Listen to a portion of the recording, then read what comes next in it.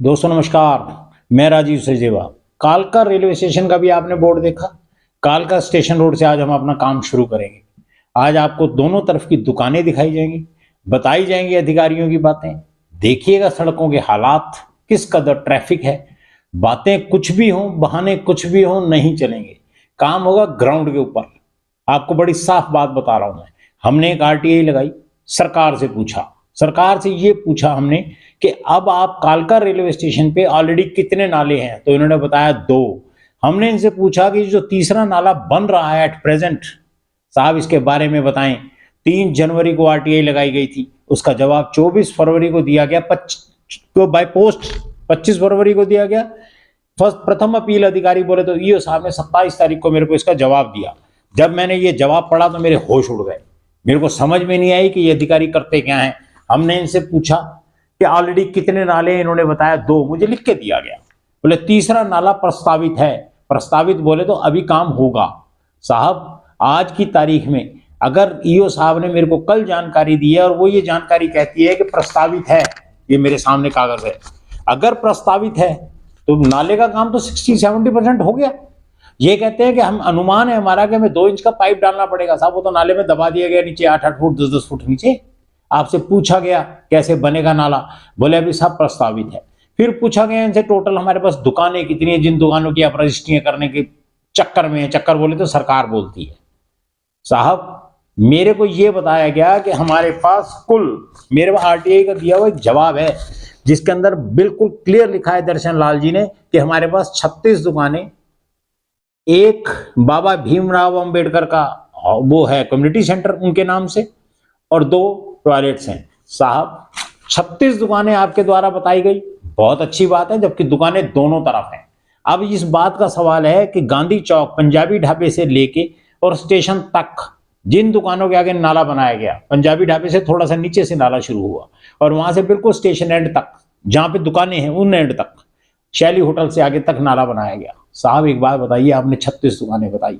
आपसे जब ये पूछा गया कि आपको ये दुकानें किन किन के नाम है, कब आवंटित हुई, कब किस किस दुकान को क्या साइज था, क्या दिया गया, इन्होंने बोला कोई जानकारी हमारे पास इसकी नहीं है। ये मुझे वर्बली बताया गया। जिस समय मैंने इनसे ये कहा कि आप हमें लिख के दे दें तो शायद दर्शन लाल जी के पास कोई जवाब नहीं था, वो कुछ ना बोल सके।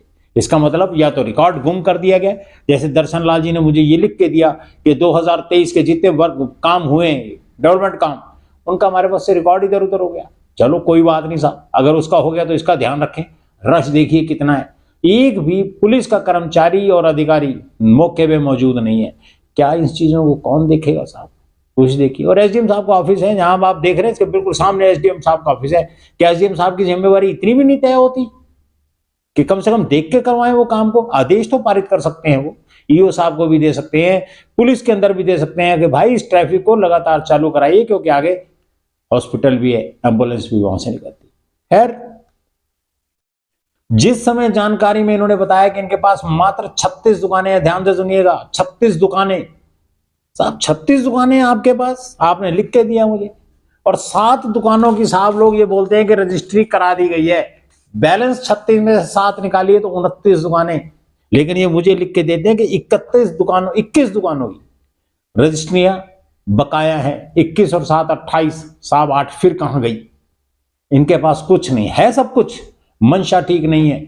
ये लोग ये नहीं बताना चाहते कि कितनी दुकानें किस हिसाब से किसको दी जा रही, किसको नहीं दी जा रही। जब ये मेरे को नहीं बता रहे, मेरे को बोले तो आरटीआई से जुड़े व्यक्ति को, जिसने आरटीआई फाइल किया, उसको नहीं प्रॉपर जवाब दे रहे, तो आम आदमी को, जो यहां पर लोग रेजिडेंट हैं कालका परिषद के, उन लोगों को तो ये क्या इज्जत देते होंगे, यहां से स्पष्ट रूप से जाहिर होता है।